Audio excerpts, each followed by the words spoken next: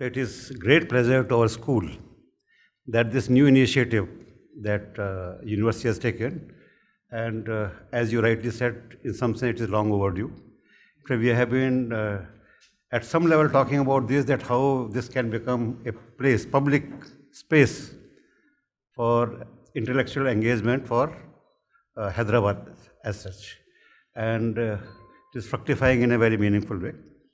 And it is a matter of great pleasure to us at the School of Economics that the inaugural lecture is by my dear friend and senior colleague, Professor Omkarnath. Also, the talk that he is going to deliver, the topic that he has chosen, is not only very apt, given that we have been talking about economy not because it is a budget month. It has been talked about for quite some time now. For a variety of reasons, that kind of phase we are going through. And I believe that in this part of the country, perhaps you could not have chosen a better person than Professor Omkarnath to talk about that. Professor Omkarnath brings his passion for academics. Okay. And I think this will be seen if anybody interacts with the students, that not only the research work that he does, but the kind of commitment to teaching and kind of commitment to and passion to teaching that he has, okay, is something to be admired, and I'm sure that all the students adore that, the way. Indian economy he has taught for several times in our school, but he has taught many important theoretical subjects, and in particular a subject which was not taught for some time before he joined School of Economics, capital theory. He has brought this alive to our school. So in a way this has enriched our school. Okay. His work is in many areas, Indian economy focused, political economy framework is there. He has brought about what we have talked from time to time, that classical economics is not of the past, but classical economics is what we do today in a particular framework. And that how this gives a complete picture of the understanding of how economic works. Okay. And it will give a picture about, in particular, about the capitalist economy, but it will give light about other systems as well. So he does not just go by that you take some topic and give exposition to that, but what is the framework, how to understand phenomenon. So Indian economy could be, perhaps sometimes we even mention that what's happening in Indian economy, but how to make sense of what is happening there. And for that you require a theoretical framework. Okay. So in that sense, it is certainly pleasurable to us that he will be giving us talk today. And I thank you again for starting this series, as well as having this wonderful topic as a beginning. And my, of course, good wishes are there. We joined together actually this University of Hyderabad. So we have a collegial companionship for all this time. And I'm very pleased to be here with everybody. And I'm sure that everybody enjoy. And this word will, it's also my hope that the people who have come from the Hyderabad, after this lecture, they will carry the word around to their neighborhoods, that what kind of things are possible in this Engage series. So in that sense, this will be a good opening for us, that it will spread the message around. Thank you. Thanks, Professor Sharma. Actually, a couple of colleagues of mine told me that they carry around economics primer written by you, published by Orient Blackswan. Yeah, so that should be mentioned. Just before the lecture, I'm sure after that you won't have time to stay on and listen to some of our plans. But the university, apart from this outreach program that I mentioned, we are also embarking on quite an ambitious restoration project of the heritage structure that you see in front, Sarojini Naidu's residence.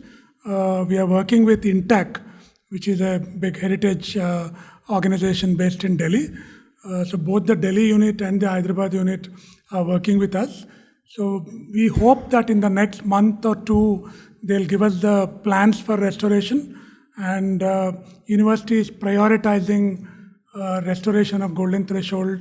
For those of you students who do not know, this place was the hub of nationalist politics. Gandhi and many nationalist leaders used to visit, stay here. Residents of Sarojini Naidu, who went on to become the president of the Indian National Congress. There were literary activities, cultural activities in this place. Very syncretic Hyderabadi culture was reflected in these premises. And we want to make sure that these premises will once again resound to poetry, song, and music, and talk, intellectual debates, and so on very soon. Having said that, I won't stand between you and Professor Omkarnath, please.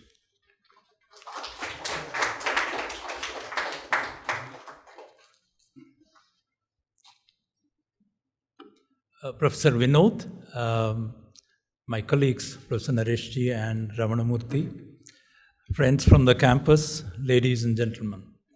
I'm of course honored and grateful to be asked to deliver this lecture as part of the University Engage series.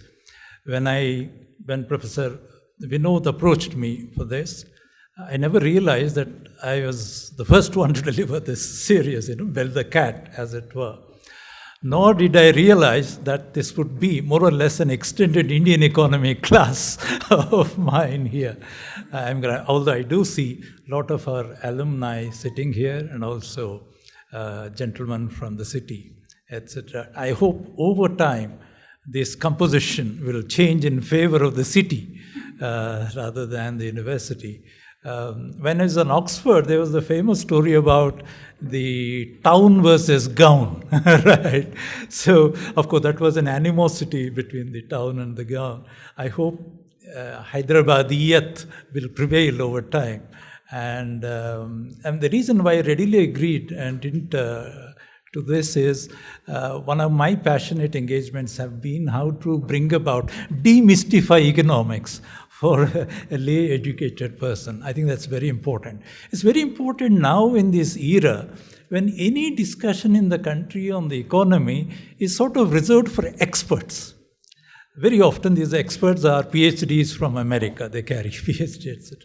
Whereas if you compare it with my childhood days, Parliament always had statesmen, both Lok Sabha and Rajya Sabha, who were not trained in economics, but who would see the budget or economic related legislation, bills, etc., carry home, study them so thoroughly that even economically trained ministers would be put to embarrassment. They were sort of on tenterhooks, as it were. I mean, you can think of names like Ram Manohar Lohia, right? Minu Masani, Palkhiwala until fairly recently, Hrudayanath Kunjru, K.M. Munshi, Mavlankarji. These were the people, regardless of what background they came from, they took every debate, every bill that was tabled in the parliament so seriously that any minister floating or piloting that bill would be on tenterhooks.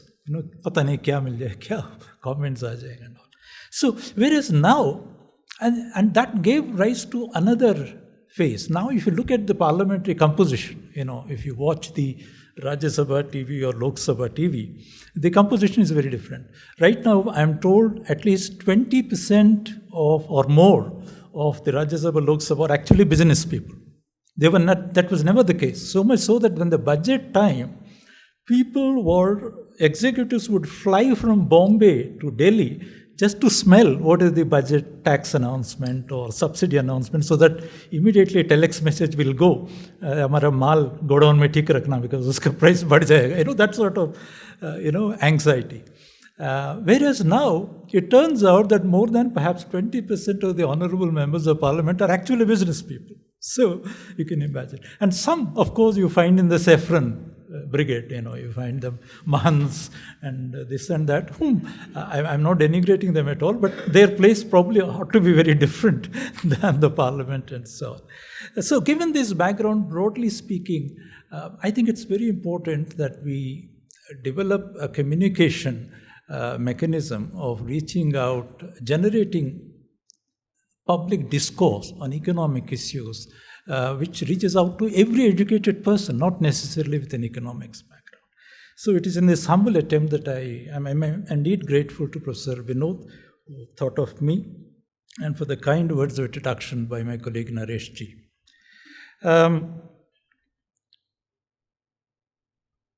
Let me start with these three platitudes or slogans about economics that have been floating around for a long time. There are three of them very famous, and not all of them actually originated in academia. They also originated in the civil society and so on, depending on their political sensitivities or perceptions of what economics was about. The first one was that economics is a dismal science. This had the background of Malthus, whose population theory, as you already know, have a very dismal account. You look, no matter how much of growth, etc., progress you make, ultimately you will be relapse back into stagnation because population grows at a geometrical rate, whereas resources grow at best at an arithmetical rate, and so on. Now, this is, of course, has been completely, destroyed, demolished. We know that population doesn't grow the way the Malthus perceived, and overpopulation cannot be confused with underproduction. Right? You can have a situation where actually you're producing less and make it appear as though there is overpopulation. Because of overpopulation, you're less well off, etc. So that stands demolished by a variety of people, demographers, historians, anthropologists, and so on, including our own Amartya Sen, who has spent considerable time in demolishing the Malthusian ideas about growth of population. So it's not a dismal science in the sense in which Malthus piloted the idea. Secondly, we had this idea of queen of social sciences, economics, and this was promoted by mathematical economist Paul Samuelson, a very powerful textbook writer. His textbook actually changed the way economics was taught, perceived. It reached, and in one of the things that he said, his famous doctoral dissertation called Foundations of Economic Analysis actually reduced economics to one principle, what is called the maximizing principle, or all economic problems are actually an aspect of constrained optimization, right? Scarcity is the ruling logic. So that would invite or enable the use of state-of-the-art mathematics, point sets, fixed point theorems, programming language, and so on. So this made him think that economics is the queen of social sciences because it is capable of employing some of the cutting-edge mathematical tools, etc. This again stands discredited to a large extent because scarcity cannot be the starting point of the study of economics, because if scarcity indeed is the biting constraint, you would not have unemployment of labor. You would not have underutilized capacity, industrial capacity. Both, if they were scarce, they should have been fully utilized. Secondly, if absolute scarcity of primary resources like land, population, etc. would constrain growth, then you cannot imagine a country like Japan emerging as one of the developed countries, because it has less of everything, the land mass, the population, everything, etc. So this completely, again, stands discredited. Then there was this third idea of common sense made difficult. This was used by a variety of people. In academia, Marshall used it for a very clever purpose. He tried to, he defined economics as the study of ordinary business of life and so on. He tried to promote a particular theory and develop, saying that the same theory has been developing for the last two and a half centuries, etc. He was a great synthesizer, a very clever synthesizer. And there was no break in economic theory. There was no break in paradigms. That was his effort. And in the process, he tried to bring in several analogies from biology, from anthropology, etc., to make it appear as though, it's all there.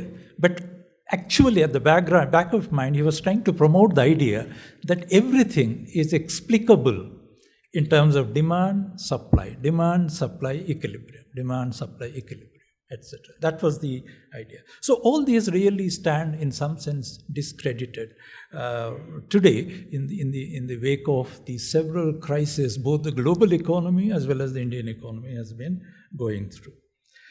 Then, as economics actually originated, it was called political economy.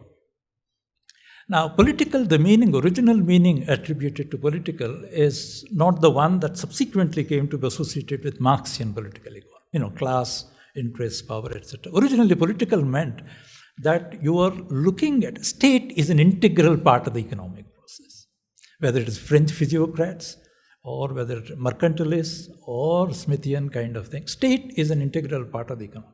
And nation state had emerged as a phenomenon. So you would discuss any economic issue, or you could discuss any economic issue only in the context of a nation state, promoting national interest. That's why, Adam Smith's famous work, it's called The Wealth of Nations, right? Individual nations. So the idea of political is to be understood as saying that you cannot never separate the state from the economy, which is in sharp contrast to the later day development of economics in the direction of a laissez-faire, where state is seen as an external foreign body, right? So that tells us. So I believe it is important that we go back to that idea of political economy, where state and policy are an integral part of the study of economics.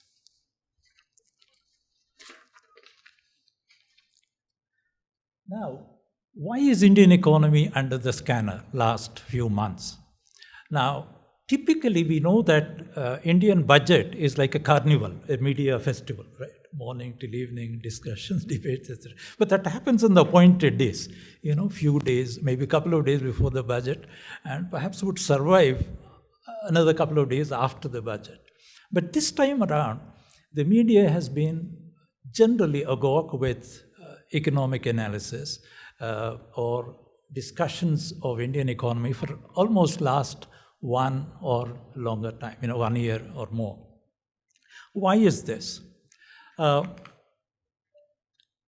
think it is because until the first decade of the 2000s, that is 2001 to 2010, we could boast of a very high rate of growth, compared even to global standards. It was clear, formally speaking, apart from the data-related issue of GDP being overestimated, growth rate, etc. But the trends are more or less similar. Whether you follow, there are two series of GDP numbers. One with the base year 2004-05, which is considered more reliable, and the other with base year 2011-12, which is considered suspicious. Right? Now, although there is a gap between these two, but the trends would more or less, look alike. Now, what does the trend tell? No matter which you take, which base year you stick to, that in the first decade, India registered a very significant rate of growth, both in India's own historical terms and also in terms of the global economy. The only other economy which was actually growing faster was China. Now, this trend got reversed after 2000 in the last decade, that is the second decade of the millennium. Now, this caused a lot of alarm in the sense, obviously, discussion, debate, and so on. So what really happened is there is a slowdown in the economy. A slowdown which would, a growth rate would have been celebrated in the 80s or 90s, 4.5%, even if you take a conservative estimate, would be still considered in real terms a very respectable growth rate. And net of the population growth, of course, our population rate of growth is much less than 2% per annum. When it was around 2% per annum, you would still have a growth rate of per capita income of 2+%, which was considered very high in those areas. But right now, suddenly you're pushed to the, up on the growth league of growth of nation, growth rates, and suddenly you've dropped, right? Now the government maintained that, look, yes, growth rate may be lower, there may be a slowdown, etc. But still, India is the second fastest growing economy of the world. So that is the familiar political refrain that we have been witness to. Now, what does this decline or slowdown refer to? Essentially, it refers to slowdown in production, output, or national income, which are the same, broadly speaking, apart from the minutiae of conceptual fine differences, etc., which need not bother us here. Now, why is an economic slowdown in terms of a deceleration in the rate of growth important for a society? Why does it? I mean, is it something, Bombay Stock Exchange, something goes up, comes down, bulls, bears, etc. So why are common people affected by it? If you're a shareholder, if you're an operator, sitting before the terminal, your own, and then playing the stock market game, that would be of interest to you. But why should an ordinary citizen, a man on the street, be interested in an abstract thing called the economic slowdown? Now, I think it's very important because it affects everybody, unlike the stock market trends, right?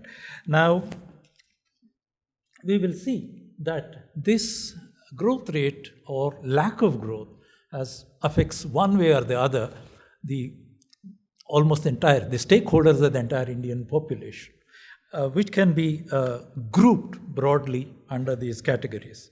What we call producers, people who produce goods and services, which constitute ultimately the national income or GDP. For producers, what does growth slowdown mean? It means unsold stocks, a built-up of inventories. You produced goods, but you can't sell them. And godowns are now overflowing with unsold goods. Now, that is a big problem for two reasons. Unsold stocks are a big problem for a producer for two reasons. What happens is, while in the process of producing those goods and services, goods, you have already paid the suppliers, people who have, supplied materials, etc. to you. And you would have certainly also paid wages to the workers. But what remains locked up in the unsold stocks are two elements. One is the capitalist profits. Unless you're able to sell that product, you will not realize the profit. Secondly, another thing that is locked up, unfortunately for the banking system, is whatever money that you have borrowed, the capitalist has borrowed at the beginning of the production cycle, principal as well as the interest, they can get paid only when at the point of sale. So unless he is able to sell what he has produced, he cannot realize his own profits, which is the primary objective of production, nor can he service the debt he owes to generally the banking or the financial system from wherever he borrows money. And everybody needs to borrow money either on working capital account or on capital expenditure account or long-term investment kind. Now, the second problem that discourages capitalist class is, in a time of recession, generally the price level also tends to be low. Just as you have, it's a kind of prices and output co-vary together, move together. If there is a decline in production, there is also bound to be generally. Very recent couple of weeks, we are now seeing signs of food inflation making a presence. Otherwise, last 6 quarters or longer, we have had a general price level measured by WPI, etc., has been showing a downward trend, which is a normal feature. And when you recover, it is also a normal feature that prices tend to go up a bit because the capitalists have to hire labor back. The economy is picking up, and when you hire labor back into the system, you cannot write a contract based on the old wage agreements. You have to give them, because now employers are competing to hire labor, right? So that actually puts an upward pressure on the money wages and also the material supplies, etc. So that tends to push the price level up.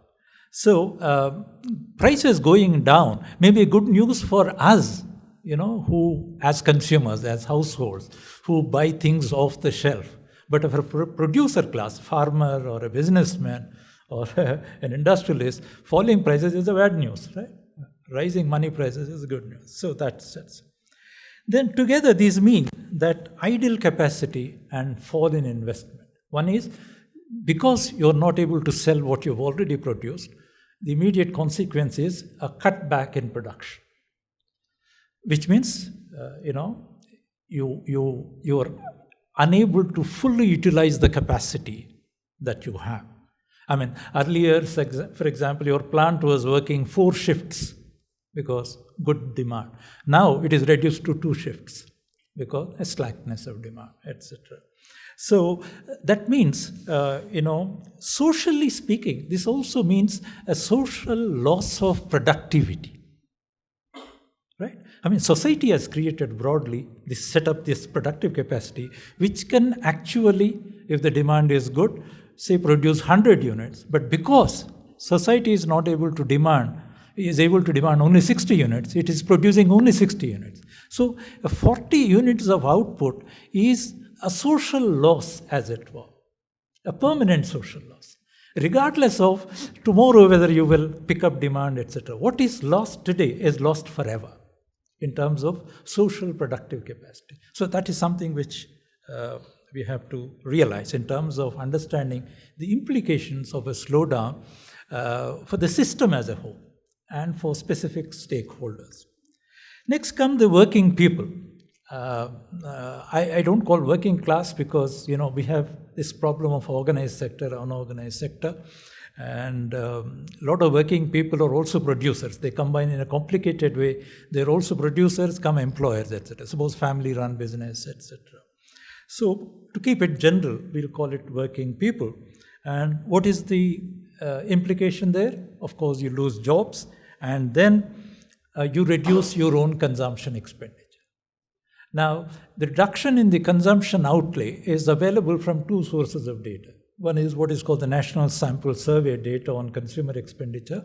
It shows that over a 5 or 7 year period, they have this what's called big surveys and small surveys. Between 2 quinquennial surveys, that's 5 yearly surveys, the consumer expenditure on average per household declined in absolute terms. That is, if 5 years ago, a family on average monthly expenditure was, say, 100 rupees, now it is actually 85 rupees, something of that kind. Absolute terms. It's not a decline in the growth of consumer expenditure, it's an absolute decline. That tells you something about. This also shows up in the sophisticated statistical index there is this indicator called fast-moving consumer goods. Right? It has also shown that people, last 2 years it has been observed, these fast-moving consumer goods are not moving all that fast. So people are not spending. In fact, it was shown in the local newspapers that the tent house wallas, their business has slackened. Catering wallas, their business has slackened. So people were not celebrating the functions, etc. Less so. So consumer expenditure has gone down. This means collapse of incomes and purchasing power, as obvious. Now, let us look at what are the implications of the same slowdown for the banking system and broadly the financial system. Banks experience, because of the fact that slack demand and therefore buildup of unwanted inventories means bad loans get built up. What we call bad debts or doubtful debts in the earlier language. These days they're called non-performing assets. This is a fashionable jargon coming from America, I suppose. Then you have also find that the banking business is affected in another way, both ways.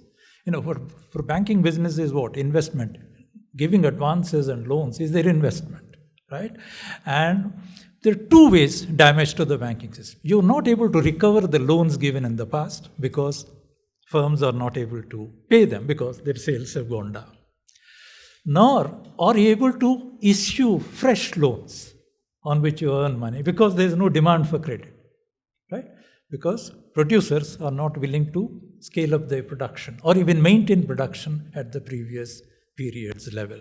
So both ways the banking system lose. This phenomena of connected crisis, financial crisis of the firms or the factories and the banking system is also known as the twin balance sheet crisis.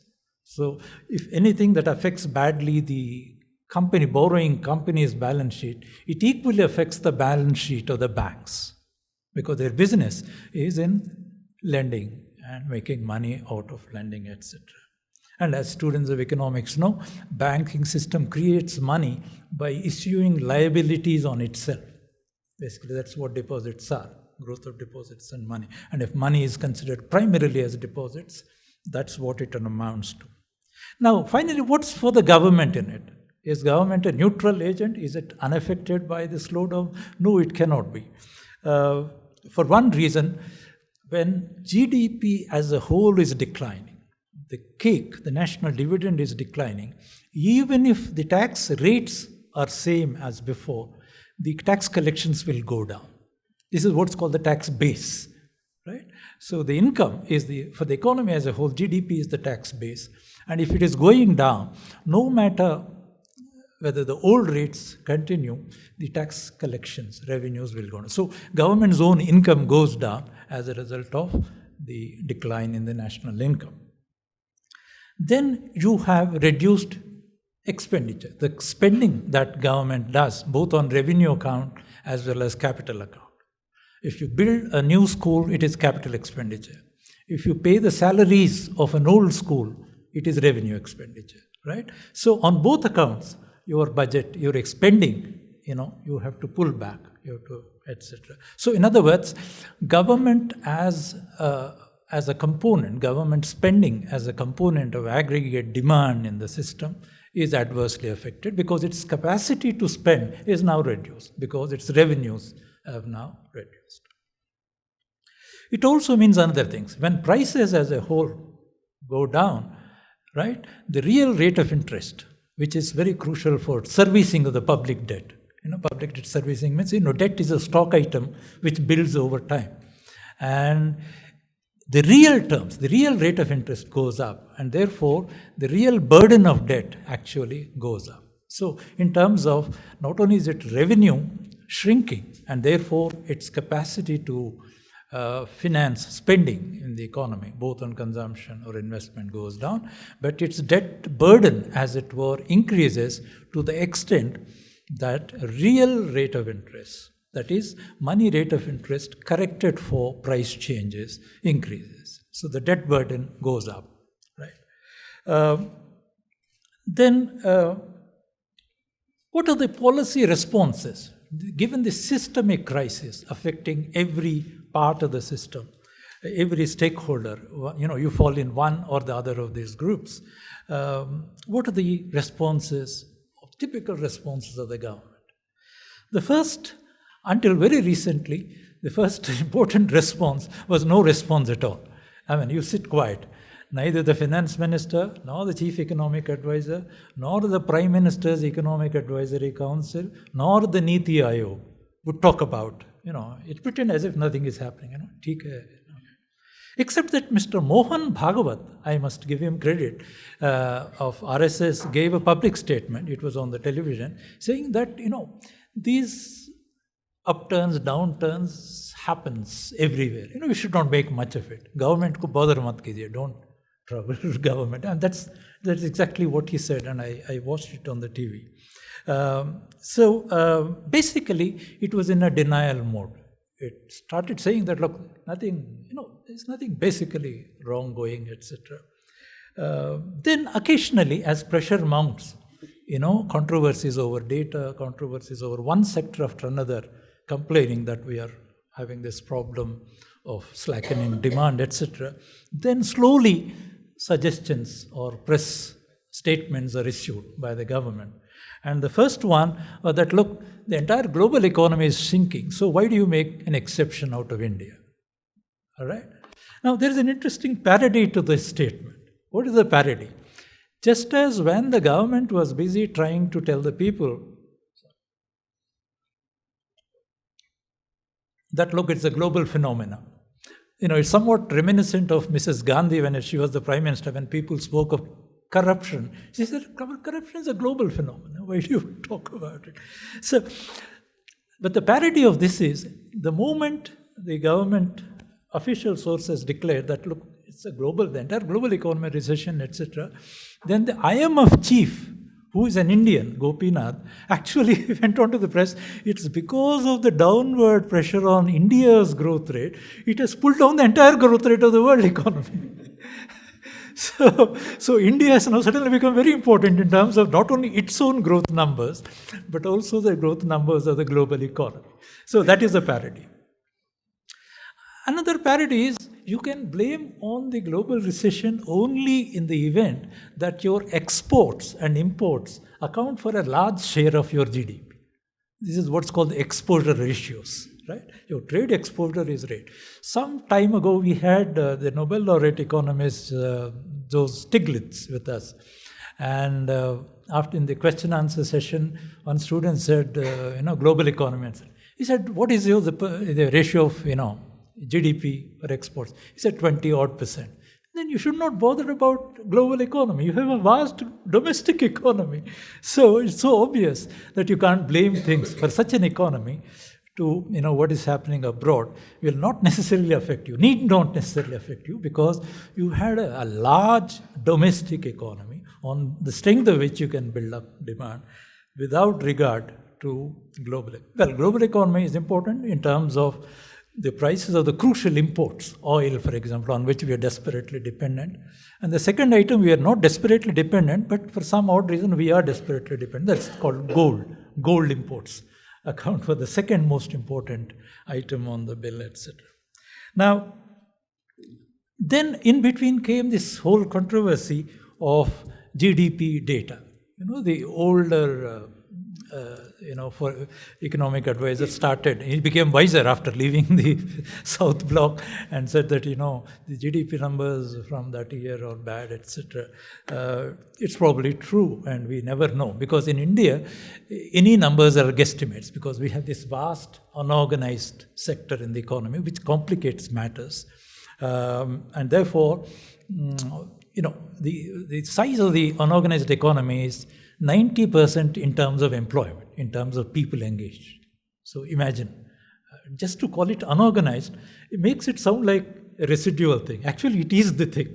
Organized, which is 10%, is the residual, as it were. Secondly, in terms of output, the unorganized sector accounts for more than half of GDP. Right? So, given this kind of thing, any estimate, no matter how honest, willful distortion of data is one thing. Politicians interfering data show higher growth rates so that it's good for the stock market, good for the report cards to be sent to World Bank, IMF. It's another matter. But even if you're not doing any doctoring of the data consciously, even then the data is very, very doubtful. Because the unorganized sector data is very difficult to collect. In fact, with reference to unorganized sector, it's even it's impossible to define the categories of what is output, what is income, etc. Anyway, so then another refrain that came from the official quarters is, look, it is a cyclical phenomenon. Something like the Buddhist metaphysics, whatever goes up must come down. And therefore, whatever comes down must eventually go up. Now, this kind of escape kind of explanation will not solve the problem, because the whole point is that it's true that no government can eliminate cycles completely. But on the contrary, any credible government, through its policy, should persuade its electorate or citizenry in general, say that, look, but for this, that, and that policy action, the downturn would have been even more serious. So we have been able to mitigate it slightly, if not eliminate it completely. That is not coming here. So you leave things to the, it's a kind of fatalism. You leave things to the market. Okay, it's gone down today like stock market, and tomorrow it will come up. So what are the big, Now, this is, of course, a very irresponsible kind of, or immature kind of statement coming from this.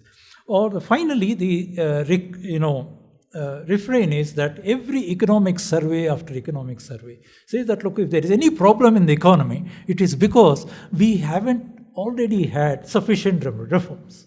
You need more and more of structural reforms, basic reforms in the financial system, in the land market, in labor flexibility of labor laws, etc. If you do all that, then you would not encounter this kind of crisis. Now, it is very difficult to, this to be something like a slogan which is not only untested, but in principle untestable, because you never know, you never evaluate the impact of the reforms that have already taken place. We'll come back to the question of demonetization and GST. There's no evaluation. Okay, it's another thing to say that, look, if the evaluation gives a very negative report, government choose not to release it, hold on to it. But not to conduct any evaluation at all is something quite banal, right, in a democratic country. And that is what has happened. We'll come back to that problem later. Now, what happens if you either simply high-mindedly choose to ignore the crisis, the fact of the crisis, or if you do nothing about it? The crisis is only going to get worse, deepen further, right? And that is what is happening. Basically, why is it deepens? Because the entire production system, the economy is fundamentally a production system, an interconnected network, etc., which we as people, we are only concerned with the outward manifestation of the economy in terms of markets, purchases and sales. You think of goods off the shelf, etc. We do not go back to the green room of the economy, as it were, and see what happens there. If you see that, much of the workings of the economy are actually etched in the sphere of production, to which you and I are normally not witness, unless you're a businessman yourself, etc. Now, what really happens is, since the production system is much more fundamental at the base of the pyramid, and what we observe in circulation, markets, prices, etc., is only an appearance, what Marx called appearance, and he called production the essence of capitalism. So, since we are not normally concerned with the essence, what really happens in the essence is very important. And unfortunately, the standard mainstream theory looks at production process as a linear process between so-called factors of production and final output. It does not look at the production system as an interrelated network. Consequently, whatever happens in a particular node, suppose auto industry is suffering, right? It's not limited to the auto industry at all, because all those people who are supplying various parts of the car are affected by the recession in the auto industry. The steel wallas, the fabricators, the paint and chemicals wallas, the rubber wallas, the electronic component wallas, all those industries which are feeders of inputs into the auto industry, they suffer. So it's not just the auto industry that is suffering. Not only this backward effect or backwash effects of recession in a particular sector, but there are also forward effects. To the extent auto sector has declined, the servicing of auto industry, car insurance, repairs, spare parts, all businesses, they also decline. So you can never for a long time, for a considerable time, say that, look, this crisis is only about the auto industry, right?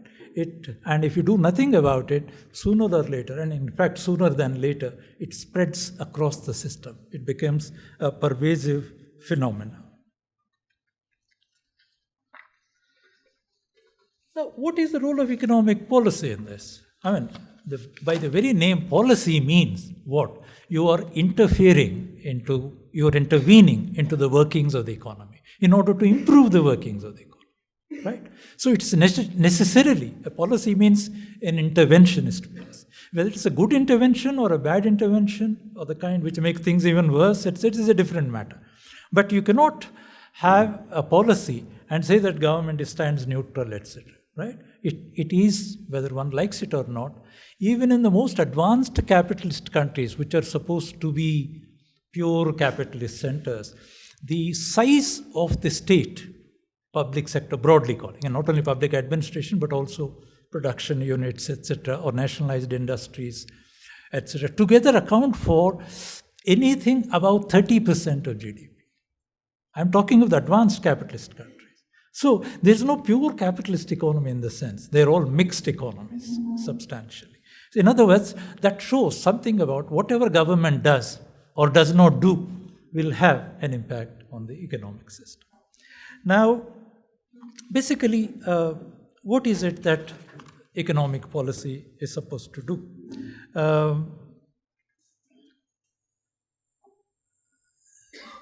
There is a slackening in demand. The slacked demand will come from either producers class or consumers class. It may trigger anywhere, any end, right? And some crises in the production system are the result of imponderables. For example, no government can predict that there might be tensions in the Middle East, and that will affect our exports, that will affect our non-resident Indian remittances or deposits, right? Or our exports to that region. A lot of things could happen. A corona can play havoc with the economy, okay? Or a natural disaster. These are all, of course, outside the normal bounds of state. You can't blame policy for not predicting corona, for not predicting a tsunami, etc. But on the contrary, there are well worked out solutions to the problem of decline in demand, thanks to a man called John Maynard Keynes, who wrote this famous general theory in the midst of the Great Depression, when millions of workers were thrown out of jobs, and when all economies, prosperous till then, tended to collapse, starting with England, spreading fast to the rest of Europe and the Americas and so on. Now, basically, what is the essence of economic policy in a context of decline or slowdown? It is supposed to stimulate demand, stimulate demand, or whatever slack in demand on account of the private economy, that is, producers and workers, etc. You should be able to, through policy mechanism, make good that shortfall so that the decline is arrested or the downward trend is mitigated, if not completely eliminated, right? So that the heavy social and political costs of unemployment, loss of output, loss of incomes and purchasing power are somewhere, met with certain solution, etc. Now, this is what is required. And Keynes had shown that as long as there is no shortage of primary resources in the system, that is, as long as there is slack in the system or underutilized capacity in the industry, as long as there are unemployed hands, labor in the system, the government can literally print money, and as it were, spray around the money through a helicopter, as it were, and yet create new generation, new jobs and resources. And this money spent by the government can return to it. In other words, whatever government invests, no matter how, can come back. It can be self-financing. In other words, under certain assumptions of price stability, etc., if the government expenditure, both on its own consumption and its own investment, through highways, bridges, infrastructure, public goods, etc., broadly public capital expenditure, the money will create a multiplier effect on incomes, outputs, and jobs in a way that at the same tax rates, you will be able to earn back that money through increased tax collections. So much so that, in principle, what you get back in terms of increased tax revenues would have financed your initial expenditure.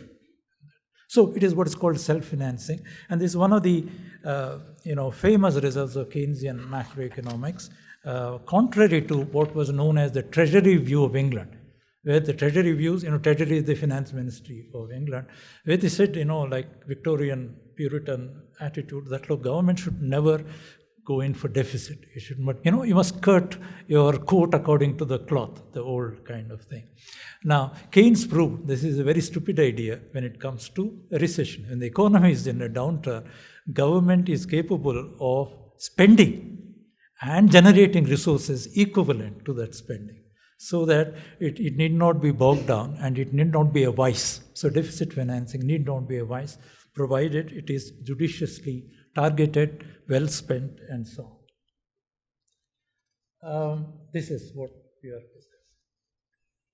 Now, in the immediate context of India's recession, what is it that the government could have done, any thoughtful, sensitive government.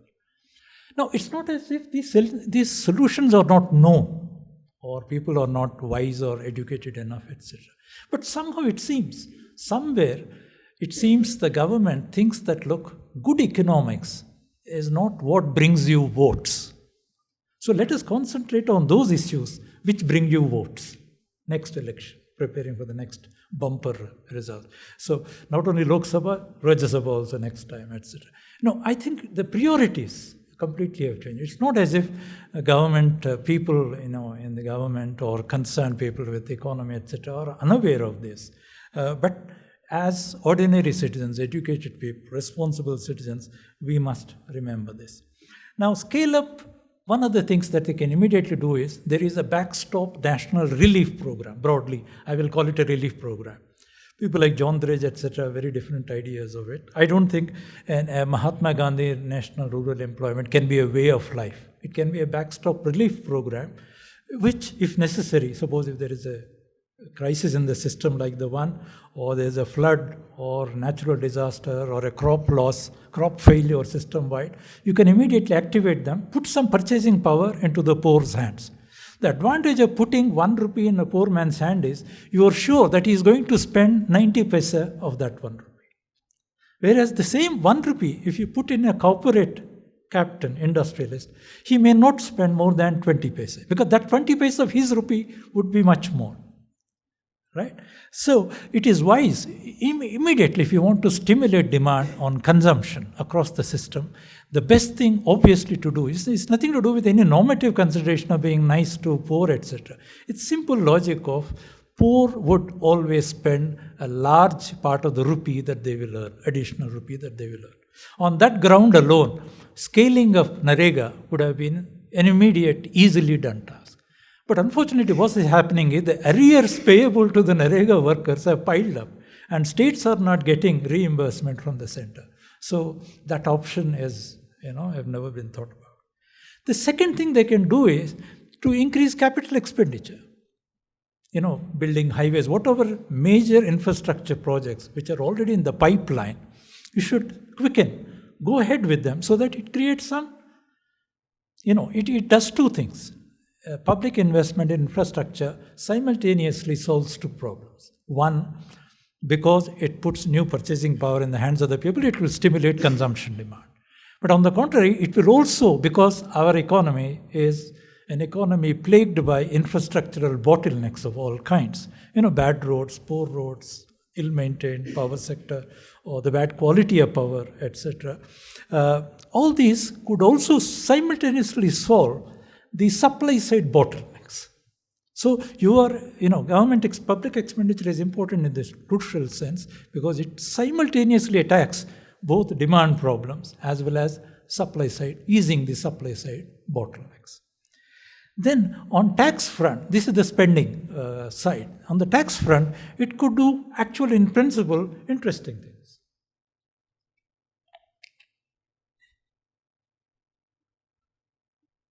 First, talk of, suppose auto crisis, the origin of the crisis, let us say in industry, is the auto industry. You can do, in principle, that look as a one-off measure. For 1 year, we are reducing the tax on auto cars, or we are reducing the insurance premium, or whatever, road tax, or life, whatever kind of, which would have been an incentive for picking up in the sales. So that would also solve the problem of the fader industries. It will have systemic positive effects. But on the contrary, what is happening is, thanks to this idea of GST, where all commodity taxes are brought under one umbrella, and the resources are then, from the pooled resources, you give part of it, or 40+%, thanks to the previous Finance Commission, you give to the states. What's really happening is, by the very fact that now any change in GST tax rates is in the purview of the GST Council. The finance minister or her ministry cannot do anything about it. So you have lost that one policy arm which was available to you in terms of tinkering with tax rates, even on a temporary one-off thing. On the contrary, what you're doing is, major tax earner in India is the petroleum products. Right? Petroleum products. Both the state governments and the central governments, they found it mutually convenient to keep petroleum products outside the purview of GST because it's a golden goose which nobody wants to disturb. And every time you get this news, this day, price of diesel has gone down by 15 paise per liter, etc.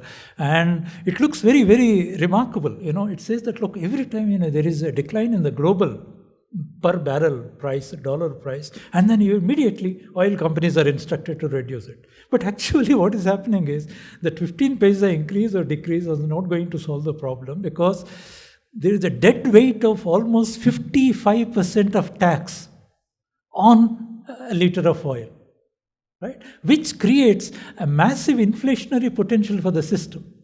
Because oil is a basic intermediary, a universal intermediary. A high tax on that account.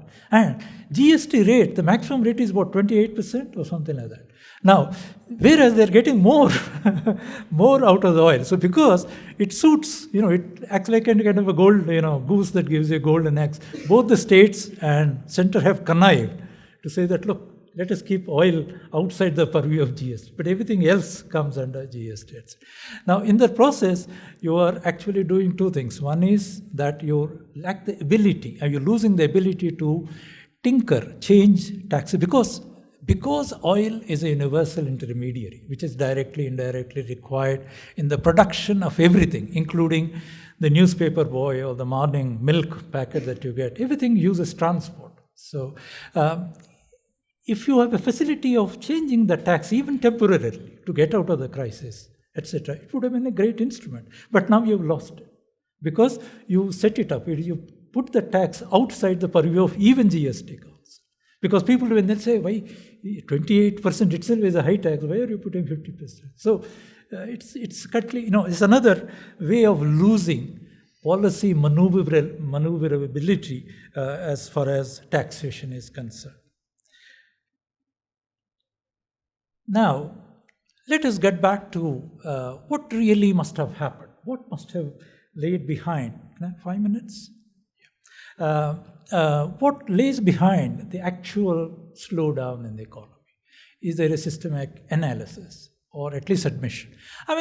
Just think about the day of the budget this time around. I made it a point to listen through the entire presentation of the, what's called the finance minister's speech in the parliament, which is a 3-hour torment.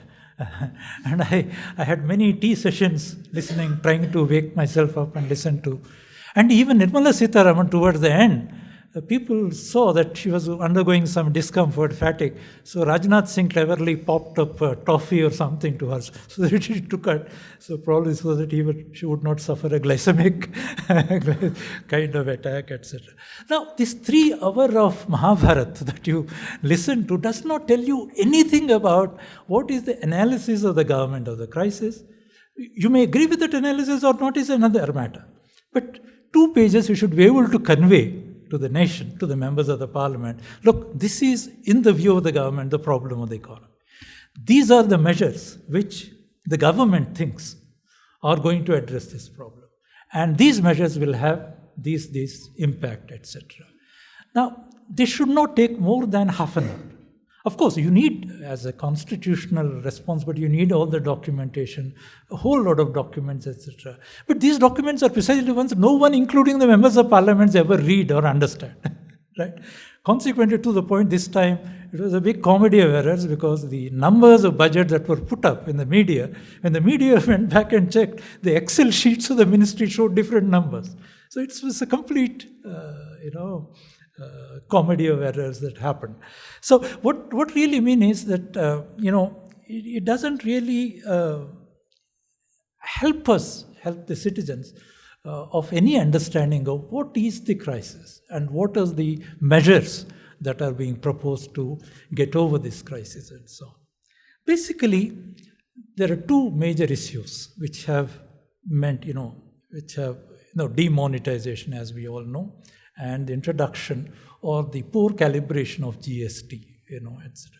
Now let's look at demonetization very quickly, because it has perhaps a pounding effect, a destructive impact on the entire rural economy and the informal economy of the urban India. What was the basic problem? There was this problem, which is not because of BJP. The problem has built up over decades. The problem is that in a developing economy, a large backward, unorganized sector, etc., you would expect India to be primarily a cash economy. Cash matters. People typically do not use Paytms or checks or drafts or, etc., credit cards, etc., plastic money and so on. So it's primarily a cash economy. Even the advanced economies are supposed to be cash economy to the extent of 40% or thereabouts. Now, it is true that a crisis had built up in the sense that, as turned out, that 86% of all currency value in the system contained only high denomination notes of 500 and 1,000. Now, this is a very distorted denominational composition of currency. In other words, it amounts to saying it's an inverted pyramid. In a country, you would expect notes up to 100 rupee note to actually comprise 86% of the currency in circulation. Whereas it is the other way around. 86% of the currency in circulation was of denomination of 500 or 1,000. Now, it is obviously important to try and diffuse this, withdraw this high denomination, etc. But the problem is not, I don't think demonetization per se was not the issue. The way you carried out the demonetization. You see, demonetization should have been conceived as somewhat like a surgical strike in economic terms. It meant that the time or hour of the night, midnight or whenever Modi announced demonetization, you should have already had a situation that truckloads of new currency notes, substitute notes, were standing in various bank branches and various city centers, etc., where there are no bank branches, treasuries, various treasury offices, sub-treasuries, as we call them. The treasuries are managed by the State Bank of India all over the country. You didn't have that. So in other words, you must have an adequate preparation. Look, the moment you withdraw these big notes, small notes, equivalent value, are available in the system. You could not do that. For 1 year, you know the drama. We are all standing in the queues of the banks, and you are sometimes given a bag full of 10 rupee coins, or sometimes given only 2,000 rupee notes. And there's one photograph from a local newspaper, which I remember, very, great in my memory. One old, poor woman in a small town with a stick going around with a 500 rupee note, not knowing what to do with it, because nobody would give her the change that she would require. And I think it should have won the photograph, the photographer should have won the award or something like that. Now, what really happened is, the simple fact that you withdraw currency, there's not enough cash around, affected everybody. It affected the rural farmer, producer. He brought his produce to the mandi, but there's no takers because there's no money. The traders, they could not carry on with their business. Workers, of course, they could not carry out. The worst affected were the workers in the construction industry, which was a major employer. The construction industry, what really happened is, both construction industry, or real estate broadly speaking, and as recently turned out, the jewelers, they turned out to the major conduits for converting old notes into white new notes. Right? You know the story. They would pay the weekly muster to the workers in the terms of the old currency, 500 rupee note, and forcing them to go and stand up in the queue so that they can change the old 500 rupee note for the new notes, etc. So, and the story, the back office story of people with black money going in bundles, and the cash officers were bought over, that whole drama. Basically, what happened is, not only did the demonetization not realize its stated objective of eliminating, or at least mopping up considerably, the so-called black money, it hasn't been able to, because the statistics revealed that the entire old currency came back to the banking system. More money, actually. So that complete was a defeat. It did not achieve its major object. But in the process, it dealt a severe blow to the entire rural economy and the urban informal economy. What affected the urban informal economy is as follows. Not only were the wage payments delayed, but very often a lot of these urban ancillary small units are now suppliers of components to the larger industry. Now, once the larger industries, what's called receivables, they don't pay up these smaller firms which are suppliers to them. It's outsourcing, as it were. Then their production stops, and they get affected. Then they have to throw workers out of job who are already poorly paid and under bad conditions and so on. So it stymied the entire non-registered or unregistered manufacturing as a whole. And it affected, of course, the agriculture sector, which is the bulk of the account. So this meant that rural consumption, rural business, rural trade, everything got a big blow because of demonetization. And the parody is that not till today has either the Reserve Bank of India, which apparently was an unwilling participant of this demonetization, it was thrust upon the RBI by the Prime Minister, etc., who thought that it's a great clever thing to do, probably would get us big votes, etc.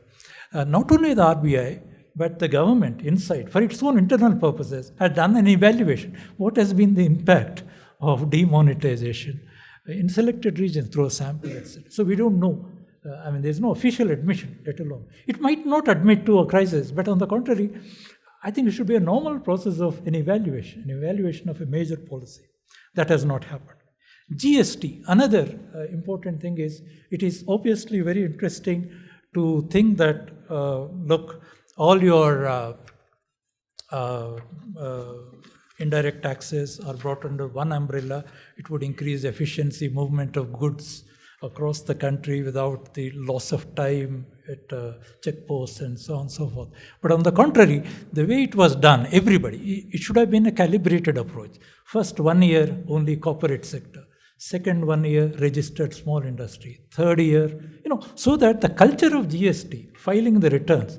Now, imagine one person from Jaipur or somewhere apparently went and complained to the minister, look, I can't file these returns, new returns. He said, have a computer. He said, I have a computer. I can buy a computer. And also hire a man who can, the chartered accountants, the tax consultants, have a booming business now because they know how to fill the forms for them and they charge a fees. And finally said that, look, I can buy a computer, I can get a man, hire a man, but I have no power in the village. So how will I run the computer, right? So this is the parody of, GST, without proper calibration, you just like demonetization. Demonetization, of course, has to be like a military operation. But GST need not be of that kind. GST could be implemented phase-wise and in a phased manner. What are the constraints? That is, even if government wants to do something about the slowdown, what are the constraints that it finds itself besieged by or surrounded by? One is the fiscal fundamentalism. In other words, all your reforms, all the international agencies tell you that, look, fiscal prudence is important. And you brought out a whole legislation, placing limits on the amount of deficit or borrowings, roughly speaking, that central government or state governments can actually incur. That ties up your hands, right? You cannot. And also there are annual targets fixed, year-to-year targets, so that after a certain point of time, your fiscal deficit, revenue deficits should be zero and fiscal deficit should be very low, etc., desirable. These are desirable objectives. Obviously, revenue deficit is more pernicious than fiscal deficit because revenue deficit means government is not able to run its daily household business, run its governance, the cost of governance, let alone it being a major investor, stimulator of expenditure, demand and consumption. Now, these are, of course, lovely. But then fiscal fundamentalism in a situation of this systemic slowdown is unpardonable because while it is important that you achieve fiscal consolidation over a period of time, you need not be tied to year-by-year targets. You can bring about consolidation over 3 years, 5 years. So you should look at fiscal consolidation as an average of 3 years or 4 years, depending on the trend of the economy. Right? If this is bad today, you spend more this year. Next year, suppose the going is good, you can then withdraw the fiscal deficit so that you even out over as an average of say 4 years or 5 years, your overall fiscal deficit comes down, not up. But that calibration, that flexibility is lost because the government generally finds itself tied to these targets, etc. Because if you find that the fiscal deficit, this is somewhat linked to the phenomenon of global finance, whereas the entire global economy is now dominated by finance capital rather than real capital. Any increase in fiscal deficit will be seen as a bad report. That would affect your financial inflows into the system. That will in turn affect your reserves position, your capacity to buy, or your international liquidity, or capacity to buy things from abroad, etc. So that's why there is a fiscal fundamentalism fear. Then the funniest of things that happened is whatever tax revenues were due to you, you axed them out of your own volition, even without any demand. The classic example is Nirmala Sitharaman suddenly slashing corporate income tax rates, which even corporate captains were not expecting. They would have been happy if there was a reduction in commodity tax on cars or whatever. But there is a recession, your sales are not picking up, and you are given this price that you have more income at your disposal. Now it is a gift the corporate could not reject, nor could they swallow. So it is a kind of an odd solution. And I'll leave the rest of it. Then if you look at a long view of the crisis that has been built up. In other words, while it is the refrain of the government to say that it is a cyclical phenomena, structurally we are all right, etc., but actually cycles and structure or underlying trend cannot be separated, right? And there has been underlying trend which has been built up even beyond demonetization and GST. And what is this? The larger malice is economic reforms have never even touched, in principle. Good reforms or bad reforms is another story. Agriculture sector has never seen any reform, good or bad, taking place right from 1991.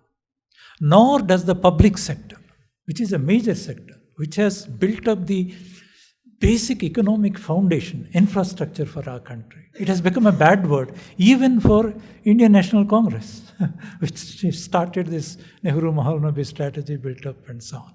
So, and public sector, so the very manner of sequencing the reforms was very odd. You focused on financial sector reforms, Narasimham 1, Narasimham Committee 2, over the real sector economy. You focused on external sector, trade reform, rather than the domestic sector. You focused on the private sector rather than the public sector.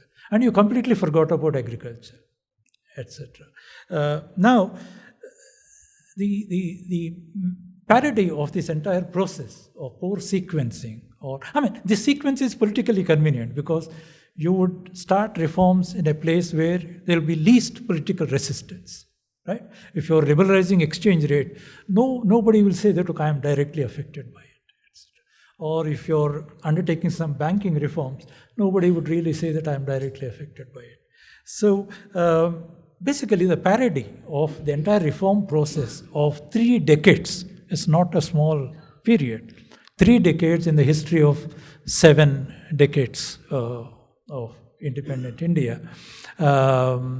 Are focused primarily on private industry, corporate sector.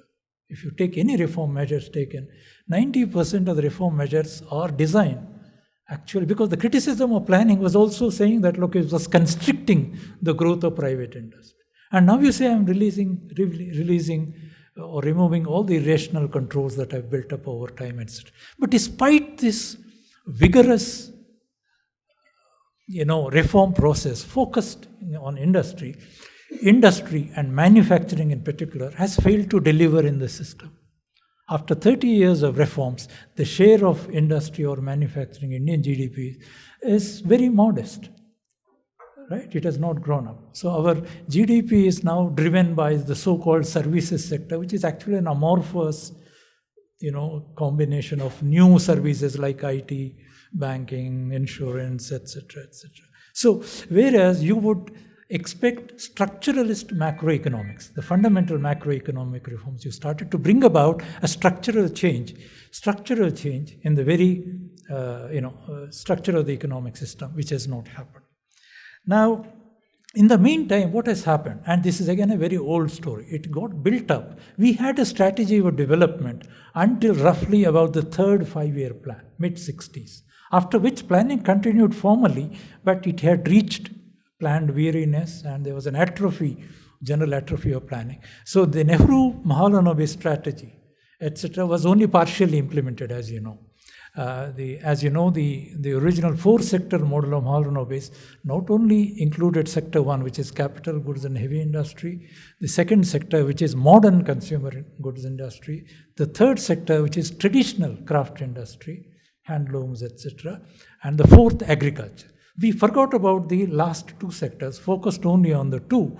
Obviously, when you have a partial implementation of such kind of model, the model would not work. It will meet bottlenecks, and that is really what happened. Effectively speaking, what has happened is, after the failure of Nehru-Mahalanobis strategy, there was no replacement strategy. All that has happened is 91 reforms. In between, what was happening to the economy?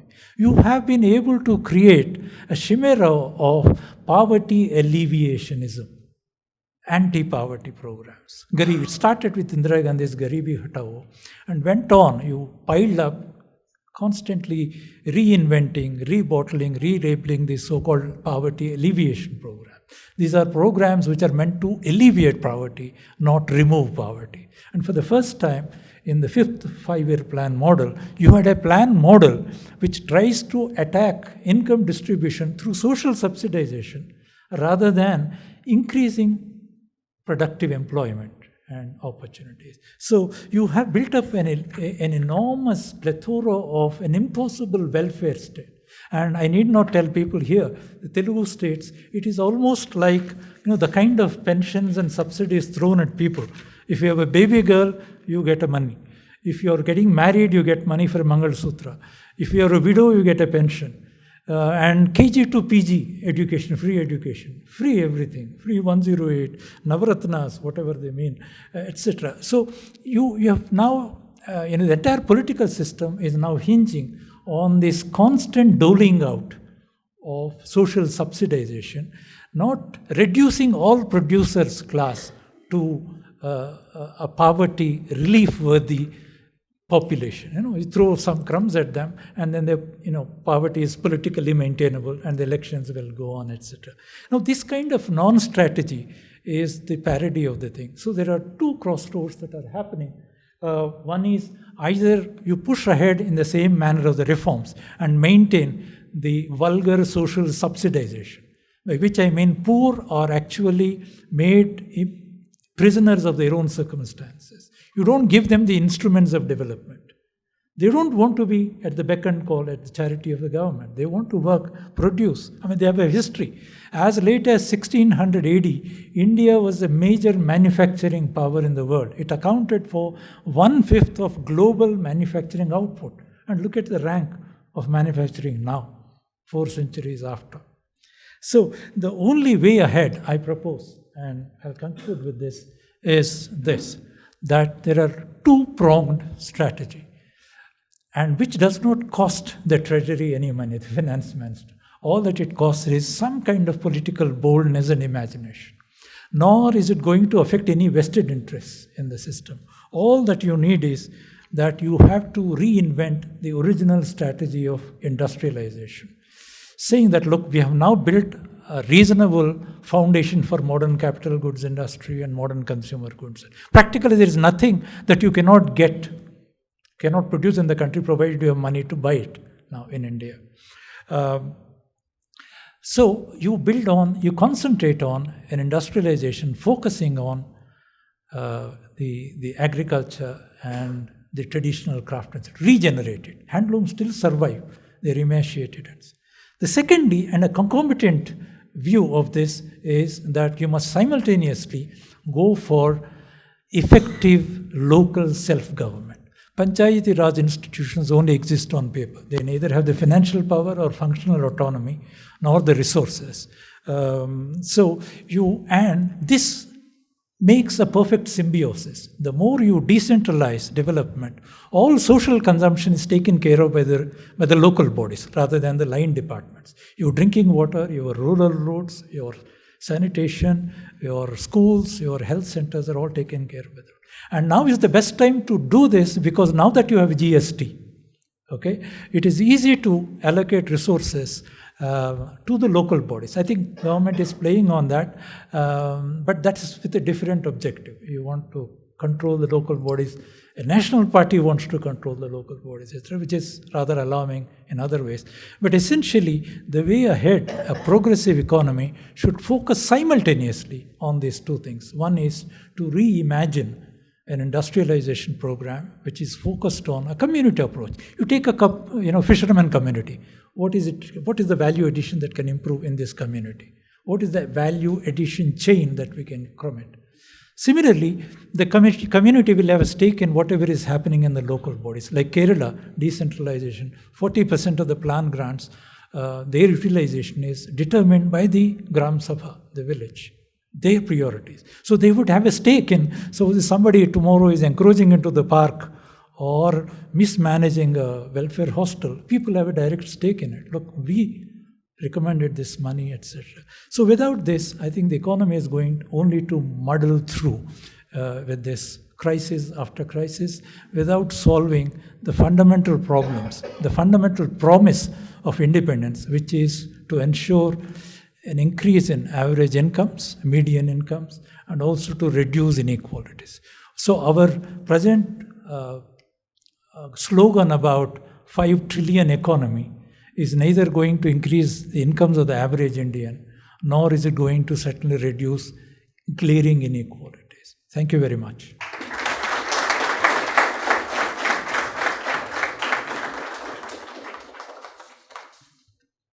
Okay, open to some questions, comments here. Only one question from a senior person like One me. minute, somebody come in with the mic. You have analyzed really properly, particularly towards the rural economy and the traditional way of going ahead. It is more important this time because it would have balance because today the thing is only it is culture way of education toward which our finance minister and each and every student is thinking over it. But we are Indians. Our history says we have come to this stage only on the basis of our tradition. So this also needed, and that is what I have analyzed from you. You have already spoken and you have analyzed properly. So this is what I need to say to the economists and to the government as our finance minister has not thought of such thing at present culture. I don't want to go into the longer version, but word to word, I have also used the word of the tradition, which is needed. We should have given the lift to the employer. Thank you, sir. Sir, I had a question regarding the budget. So one of the highlights this year was the government's decision of selling its stake in LIC. So that resulted in a lot of upload. So given that the economy is in a slowdown and the government is refusing to accept it, do you think it is a smart move right now to mobilize revenue through selling, or will it be another failed idea given that the economy is in a slowdown and markets might not be able to absorb it? You had a question? Thank you, sir. I have two questions. The first question is related to the Keynesian multiplier, whether it works in a developing economy or not. If if we see, there are a lot of economists who criticize the Keynesian model that it cannot work in the developing economy because there are some supply constraints like fixed capital or that. And secondly, it will lead to inflation in the developing country. And we know that India has been removed from the developing country list.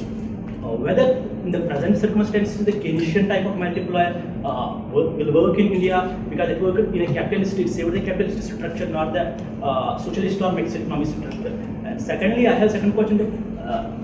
But I feel the demonetization basically was a political move rather than an economic move. If we see the purpose of the demonetization was four purposes: cashless economy, cashless economy, counterfeit currency, and terrorism. If we analyze all these aspects, they are enhanced day by day or they are declining. So, is the government dominating the economy through its political moves? Thank you. Any non-economic students who want to ask the question?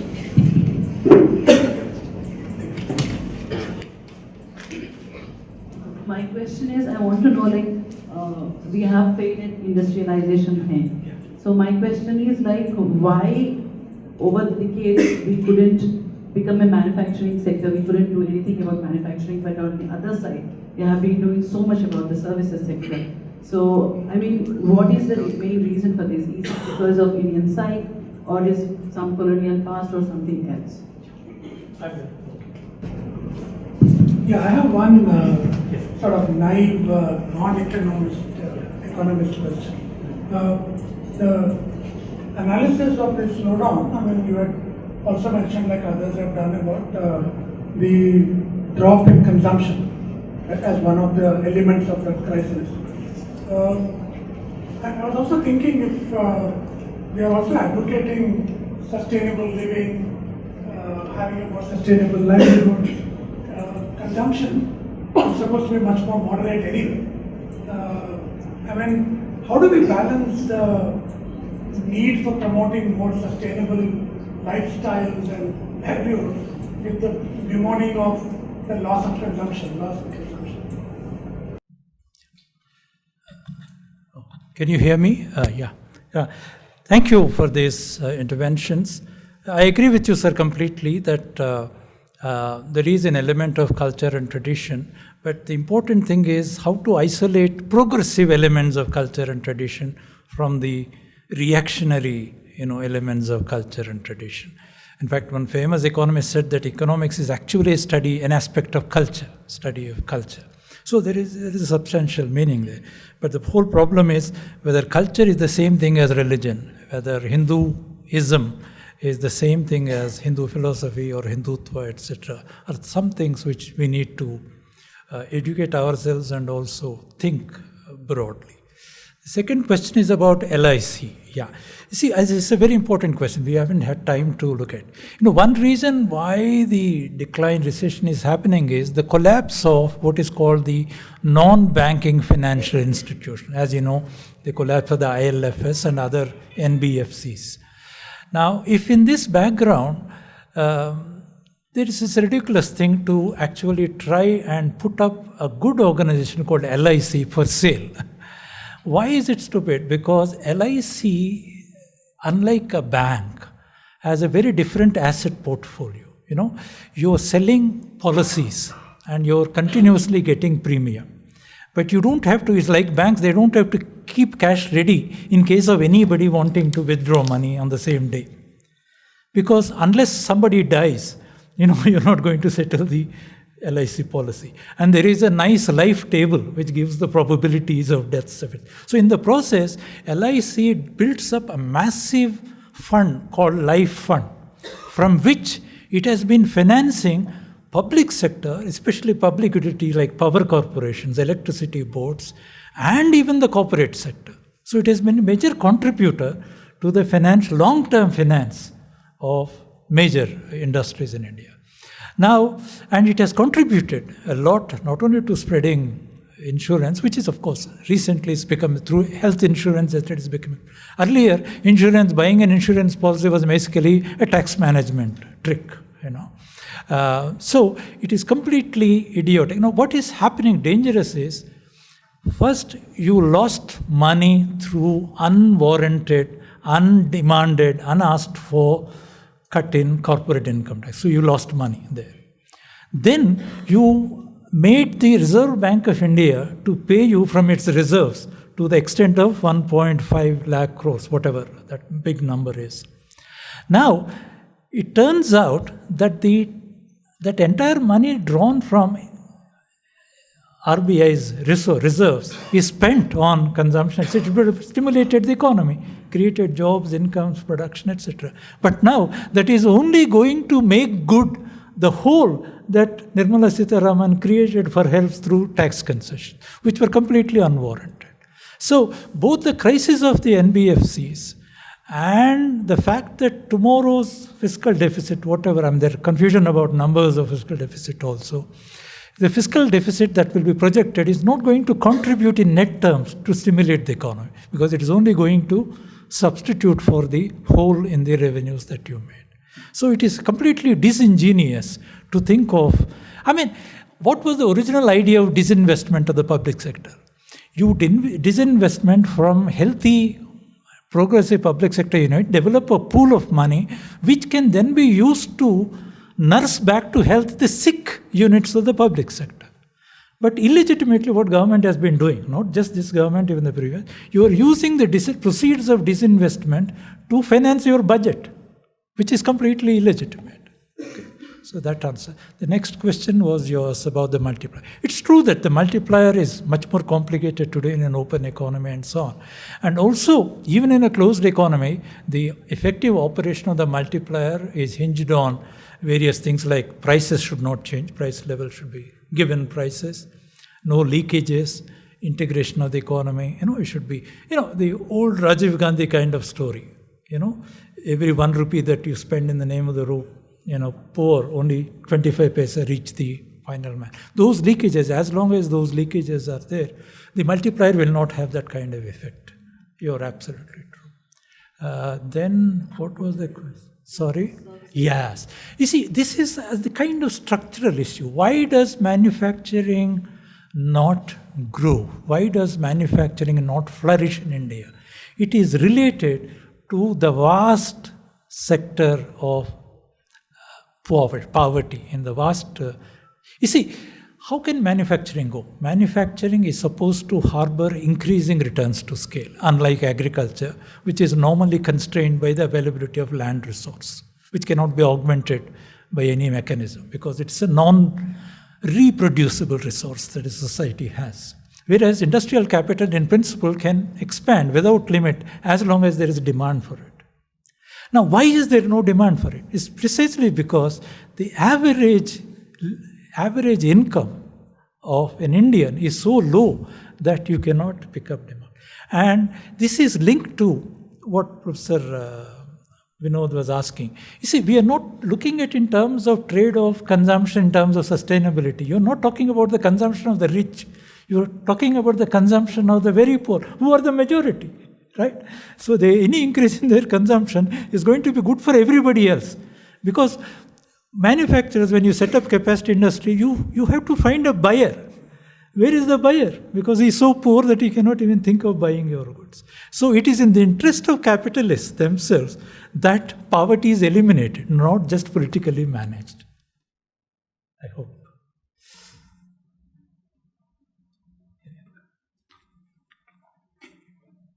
Thank you so much, Professor Omkarnath.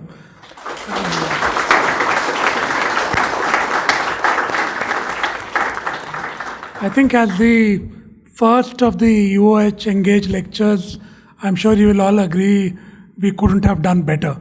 I think this is exactly the kind